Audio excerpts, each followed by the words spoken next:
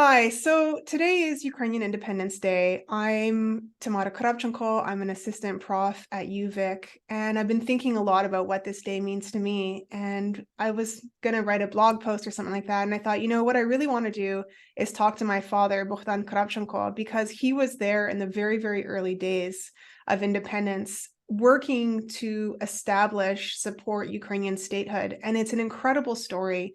And many people don't know this story. And so, Bohdan, I'm happy to catch you here today to chat with you about that. You were a professor in Canada at the University of Alberta. You were the director of the Canadian Institute of Ukrainian Studies. You always supported Ukrainian independence in our family. This was what we were this was the struggle. This is what was something that we were hoping could be achieved, because Russian colonialism had been so harmful. And so can you walk us through those early days and your involvement and what happened? Well, I came to Ukraine in January 1990, on the months before independence, because I had a sabbatical leave. And I wanted to come to Ukraine because I knew that Ukraine was going to be independent, and this was a good year to be there. Very soon after I arrived, I came there ostensibly to write I had written the social history of Ukraine about social change and national consciousness. I wanted to write a political history of Ukraine of the 20th century, which meant writing a political history also of the Communist Party of Ukraine. That's what I came to do. Very shortly after I arrived, I met a number of people. Among them was George Soros, who said, listen, you have organizational talents. I want you to work with my foundation, the Soros Foundation in Ukraine, but also I want you to become involved in something called the Council of Advisors to the Presidium of Parliament. That had various notable people on it, and they needed a secretariat in Kiev to organize meetings and to do some policy work. And I hemmed and hawed, and Soros said, well, you can write about history or you can be part of it.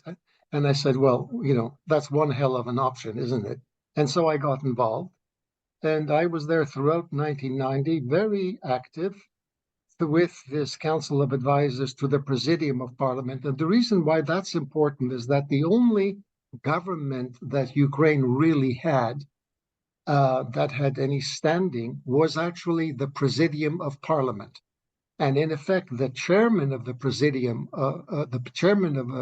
of Parliament, Kravchuk, was the head of state. You had a prime minister, but he was the de facto head of state and president. And so all of these events unfolded around Parliament, and I had the privilege of being around there, listening to the discussions. And of course, you know that my partner, Solomia Pavlichko's father, was one of the architects of independence. So I found I was constantly getting an awful lot of information about what the negotiations were, etc. And he was the chairman of the Foreign Affairs Committee of Parliament, and one of the guys who actually made Kravchuk bring the Declaration of Independence to Parliament. He actually wrote a good part of it and forced him to sign it. But Dmytro that's a long Pavlichko did. Metro Pavlichko, yeah. So that's an interesting story. But Could you go back a sec and talk about what it meant to be Ukrainian SSR and the capacity of the state at that time? Because I think what people don't understand is that while it was a republic, the architecture of government really was in Moscow, and so much of the decision-making capacity, financial control, and so on. So that the institutions of what the state was under Ukrainian SSR is not what many people may have expected. So look, on the Soviet Union, the Ukrainian SSR had represented 1/5 of the Soviet economy. It was the place where rockets were built, where tanks were built. It was the place that generated great agriculture, but it had very little control over its economy. 80% of all the enterprises were what's called all-union enterprises. And that is enterprises that answer directly to the ministry in Moscow. And the Ukrainian state was hollow. This had very many consequences. So although many of the directors of all of these big enterprises were very peeved off by having to crawl to Moscow all the time, which is one reason why they supported independence, they had no knowledge about Kiev. I remember these guys coming to Kiev as ministries began to establish. They didn't know where to go because they were used to paying bribes in Moscow. They didn't know whom to bribe in Kiev anymore. So here you have a country that had 1.5 million troops. It becomes independent. It has nuclear weapons. It has fighters, jet fighters. It has bombers and all of that. It has no Ministry of Defense. So the Ukrainian state was very, very hollow. And that was very surprising to many of us because we thought the Soviet Union was a bureaucratic behemoth. Well, it was a bureaucratic behemoth because every enterprise was controlled by the state. So you had a lot of people working for the state. But the government as such was tiny. So the Ministry of Justice, for a population of 40 million people, had 130 people. There was a kind of formal Ministry of Foreign Affairs that had about 30 people working in it because Ukraine was represented in the United Nations. There was no Ministry of Defense. The Ministry of Finance was paltry because when money wasn't money, why did you need a Ministry of Finance? And so suddenly you begin to realize that all of the institutions of the state have to be built. It was particularly important to build a Ministry of Defense because the army wanted to come over to the Ukrainian side. The fact that it did was extremely important because the army could have not come over to Ukrainian side, and that you're talking about 1.5 million men. And so I remember as units of the army came over. I mean, I think the first one was Major Matryosan, who was the head of the Air Force in what was called the Western Military District. He swore allegiance to Ukraine. All of this was tenuous. At one point, the Ministry of Defense had 7 people in the and so you had institutional incompleteness. You had very small numbers to begin with. You had institutional incompleteness. All these things had to be built very quickly at that time. And walk me through the early days of, the paperwork is signed, Ukraine declares independence. What does that even look like? Suddenly you're trying to create statehood and build institutions. Like, really, what happened in those early months? Well, first of all, what was very interesting about Ukraine is so many things went right when so many things could have gone wrong. And I think that one of the things that people have to understand, that Ruch and the blue and yellow flag were symbols. Ruch was the opposition movement. And the symbol, they were able to absorb the democratic discourse into the idea of Ukraine. So there wasn't this division between people who wanted democracy and people who wanted nationhood. That could have happened in Ukraine. In other republics, you had something called the Interfronts, where the Russian minority created its own political parties. That did not happen in Ukraine, despite the fact that Ukraine had the largest Russian population of any republic in the USSR. Everyone was so fed up by the USSR, the economic mess that it represented, the oppression and all of that, the lack of elementary sovereignty and autonomy of decision making. They were so happy that to see the Soviet Union say goodbye, and that included all of the so-called red directors. Don't forget who voted for Ukraine's independence. These were members of the Communist Party of Ukraine. Now, when every second male with higher education in Ukraine was a member of the Communist Party, that was hardly a distinguishing characteristic. So when somebody says, I was a member of the Communist Party, yeah, you and half the male education, the population had education. Everybody had to join. So, but don't forget that that was the case. And in fact, there was a debate at the time of independence. Do you ban the Communist Party first? It was banned 4 days after the independence. Or do you declare independence and then the Communist Party of Ukraine just stays in power the way it always did? And there were some oppositional members of party that with whom I had lots of discussions on this. I said, don't scutter the independence vote, because that's the most important, and one can settle the Communist Party issue afterwards. So that happened. So basically, there was euphoria. There were thousands of people on the streets. The Presidium of Parliament, was really the seat of government. Ministries kind of functions and were dormant because there wasn't that much activity. An economic crisis was unrolling, and a government had to be formed, and ministries had to be formed, and they had to be formed from scratch. I remember, for example, in December, when the Communist Party was banned and its massive central committee building on Bankova, where the president's administration is now, was open, I actually came in with a CBC crew, and we wandered around.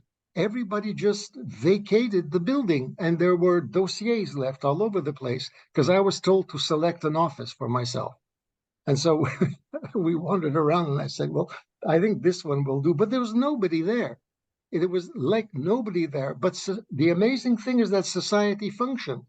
And in the middle of the worst crises, the city services continued to water flowers on boulevards. At the height of the putsch, on the worst day, as we were coming home from night, thinking that there could be an invasion anytime, I thought to myself, my God, this is a symptomatic of stability in the country, when at 2 o'clock in the morning, the city services are watering flowers on the boulevard. And that turned out to be a great characteristic of Ukrainians, the ability to get along when the state doesn't function.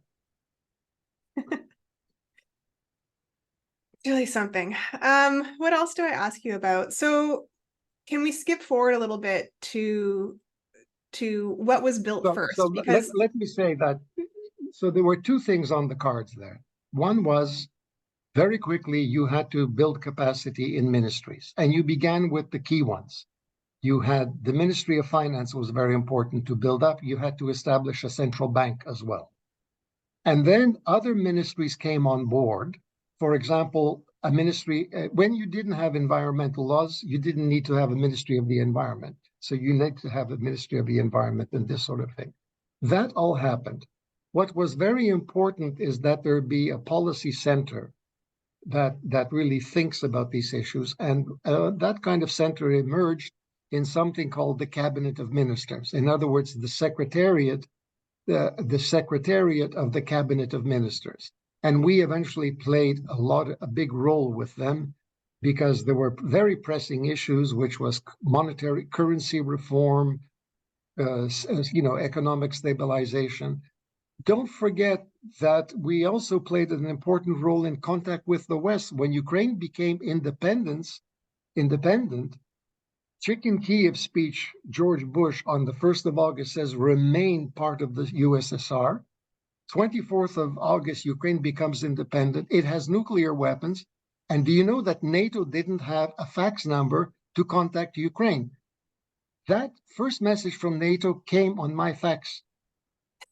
And I delivered it to the Presidium of the Cabinet of Ministers. And I said, listen, guys, this is an important message. And they said, well, you have to register it along with every other letter that comes in. I said, don't listen, this is NATO, for God's sake. And the guy said, well, big deal. I said, no, it's like a big deal. You have to pay attention to it. And eventually it went up. But all of this was amazing how little the West knew, and they didn't know what institutions to contact and this sort of thing. And of course, that evolved very, very quickly. Yeah. So skip forward, I guess. Can we skip forward in time to when things are setting up and working a little bit better? Um, and what happened with the economy in the 2000s, leading up to 2014? Well, look, what happened was, well, first of all, Ukraine went through a colossal economic crisis like the rest of the USSR during the 90s, where half the GDP disappeared. And in the case of Ukraine, which had a very significant heavy industry, the closure of these very big factories was a huge issue. And this was large scale unemployment. The way the society survived is that they allowed micro and small business to open, basically not regulating them.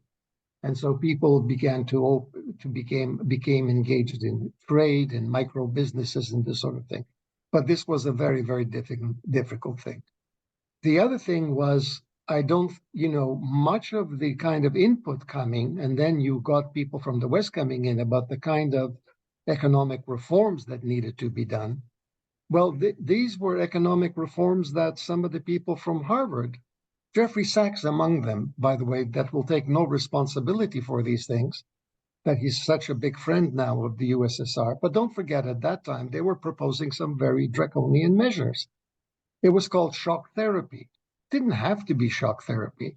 They proposed a voucher privatization that many Ukrainian bureaucrats in the cabinet of ministers opposed. I know some people resigned because it was a privatization that basically meant powerful people could grab all the assets, and that was the beginning of state capture by powerful economic interests, and that has been the curse of Ukraine, and that was it's against that the Orange Revolution happened in 2000, the Maidan revolution, and all of the consequences.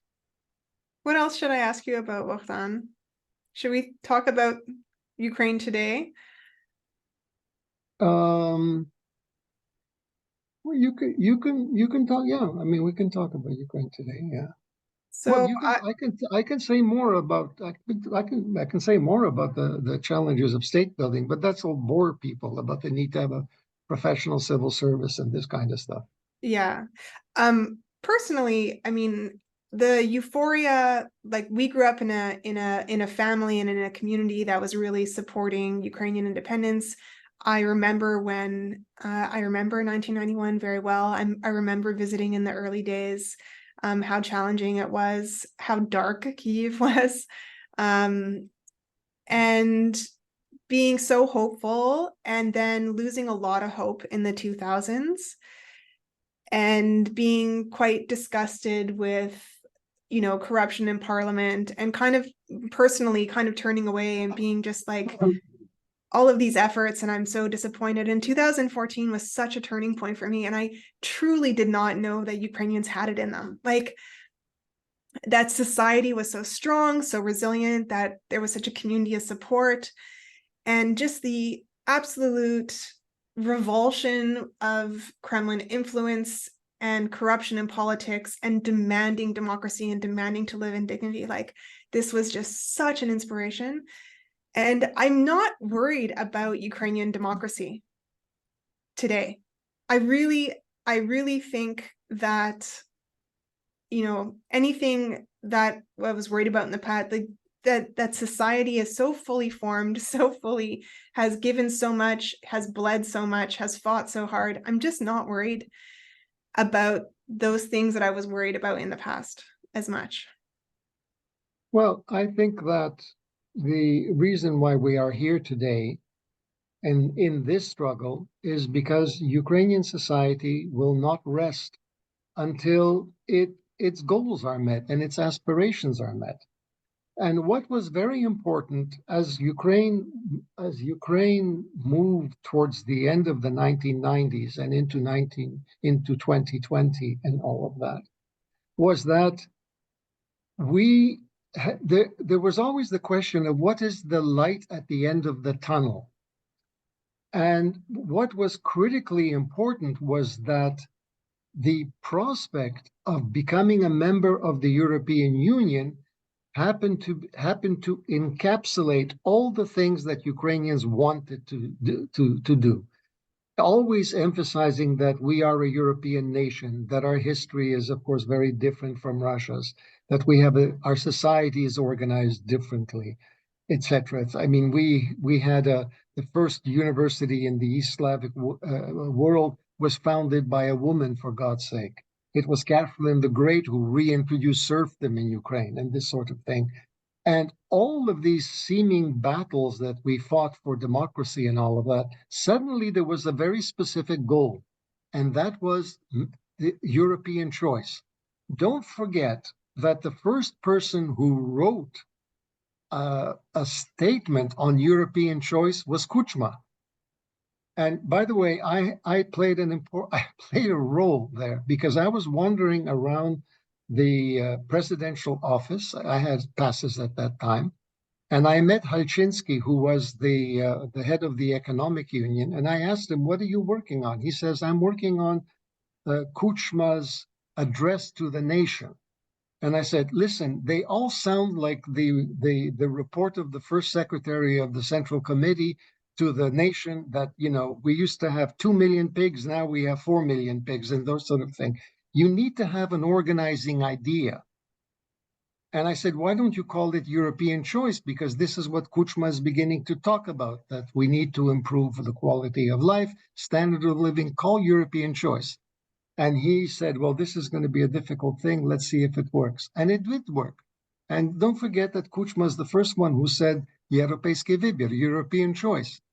But between saying European choice and doing something about European choice is a different thing. But that was the mood of the population, that, listen, there is a pathway for our development. But that pathway means saying Arrivederci Russia and all the agreements with Russia and all the evil influence of worst practices that come from Russia. So that was always there. It began, I think the Orange Revolution was an example when Kuchma tried to fiddle with the elections, and there were all these massive demonstrations. And actually, what was remarkable was that he had brought the security services, the OMON, the kind of, heavy deal security guys to chase the demonstrations. And the parts of the Ukrainian KGB security services told Kuchma, I said, "If you let go of these guys," and he brought them from all over Ukraine, "we will come out with all of our agents on the square, and you're not going to be fighting young people and civilian people. You're going to be fighting us as well." So there was a split in the armed forces and the security services, and Kuchma had to go, and Yushchenko came to power. And he was a big disappointment, by the way, as president. He came on this big wave of expectations of reforms and this sort of thing, and it did not. It soured to the extent that he was followed, by whom? By Yanukovych. But I think that what Maidan showed was, it was, bear in mind what it was called. It was called the Revolution of Dignity, because Yanukovych at one point actually called his people rubbish, bidlo. He and the people said, "No, we're not. We're not rubbish. We're not stupid sheep. We have a right here, and we have a voice." And that was, of course, a formative break, because it showed that we're not only going to express public opinion, but people are prepared to fight and die for ideals. And I think that's the difference between Ukraine and everybody else. Everyone talks about democracy and all of that. How many people are prepared to go to the front lines and die for liberal democracy, for human rights, and all of that? Very, very few. Putting a like on a video just doesn't make it. And this is what Ukrainians show, that they're prepared to do that. And we have a very old tradition of it. But I think that this is our last fight. That's That's a why that's a good point to end on. I wish you a happy Independence Day and many happy Independence Days in the many years ahead. yes. And an end to all of this bloodshed and Yes. once and for all, because it just goes history through history through history. The whole history of our family has been this fight, and it's so. Well, the Jews say next year in Jerusalem, next year in Kiev. All right. Thank you so much for having this chat. Or maybe even next year in the birthplace of your aunt and my sister, Mariupol. Yeah. Hopefully, Yeah. the liberation of Mariupol. All right. Have a good day. Okay. Bye-bye.